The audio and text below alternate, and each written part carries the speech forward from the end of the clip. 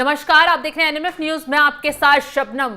Bengal rape कांड पर बवाल लगातार बढ़ता जा रहा है और ममता बनर्जी बुरी तरह इस मामले में फंस चुकी हैं। अब तो बड़ी खबर यह आ रही है कि इस रेप कांड के बाद ममता बनर्जी और अभिषेक बनर्जी के बीच भी दूरियां पैदा हो गई हैं, यानी कि दोनों के रिश्ते में दरार आ गई है, क्योंकि ममता के भतीजे अभिषेक बनर्जी ने ममता का साथ देने से इनकार कर दिया है। सूत्रों के हवाले से यह बड़ी खबर सामने आ रही है।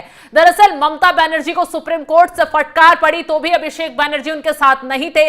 उसके बाद ममता बनर्जी राज्य में पदयात्रा निकाल रही हैं, खुद प्रदर्शन करने उतर आई हैं, आरोपी को इंसाफ दिलाने, आरोपी के खिलाफ प्रदर्शन कर रही हैं, उनसे फांसी की मांग करते हुए खुद ही पैदल मार्च निकाल रही थी। लेकिन अभिषेक बनर्जी कहीं से कहीं भी ममता बनर्जी की ना तो पदयात्रा में शामिल हुए और ना ही अभी तक उन्होंने इस रेप कांड पर कोई भी बयान जारी कर दिया है। तो कहा जा रहा है कि अभिषेक बनर्जी ममता बनर्जी के इस मामले में रवैये से काफी नाराज हैं।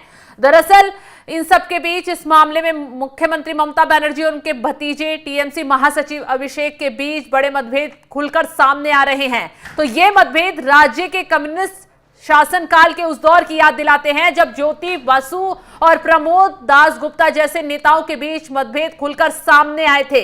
इसे राज्य सरकार के राइटर्स बिल्डिंग मुख्यालय और पार्टी के अलीमुद्दीन स्ट्रीट मुख्यालय के बीच संघर्ष के रूप में माना जाता है। आज ये आंतरिक मतभेद नबन्ना में सरकारी मुख्यालय और कैमक स्ट्रीट में अभिषेक के कार्यालय के बीच फिर से उभर रहे हैं और कहा जा रहा है इस मतभेद की असली वजह शांतनु सेन पर कार्रवाई भी है। दरअसल ममता बनर्जी ने बीते दिनों शांतनु सेन को प्रवक्ता पद से हटा दिया था क्योंकि उन्होंने इस रेप कांड पर जल्द से जल्द कार्रवाई करने, आरोपी को कड़ी से कड़ी सजा दिलवाने की बात कही थी। तो ममता बनर्जी इसलिए नाराज हो गई कि शांतनु बनर्जी ने क्यों इस मुद्दे पर बयान दिया और क्यों सरकार के खिलाफ ही बोल पड़े। तो ऐसे में शांतनु सेन को अभिषेक बनर्जी का करीबी बताया जाता है और जैसे ही ये कार्रवाई हुई अभिषेक बनर्जी काफी नाराज हो गए और उन्होंने ममता बनर्जी के रवैये पर सवाल उठा दिए हैं। साथ ही अभिषेक बनर्जी का सूत्रों के हवाले से यह भी कहना है कि वो ममता बनर्जी जिस तरीके से इस मामले पर रवैया अपना रही हैं, एक भ्रष्ट उसको सपोर्ट कर रही हैं, उसको लेकर भी काफी नाराज हैं, क्योंकि अभी तक उनका कहना है कि पार्टी की जो छवि रही है उससे अलग चलकर ममता बनर्जी काम कर रही हैं। और सबसे बड़ी बात तो यह है कि जिस राज्य में जो ये रेप कांड हुआ, घटना हुई, उस राज्य की मुखिया खुद ममता बनर्जी हैं। तो आखिर वो किसके खिलाफ प्रदर्शन कर रही हैं? क्यों समय रहते उनकी पुलिस ने इस मामले पर एक्शन नहीं लिया? क्यों एफआईआर दर्ज नहीं की गई? क्यों परिवार वालों को गलत जानकारी महिला की मौत की दी गई? तो इस मामले को लेकर सुप्रीम कोर्ट ने भी संज्ञान लिया था। सुप्रीम कोर्ट ने ममता सरकार को जमकर फटकार भी लगाई थी।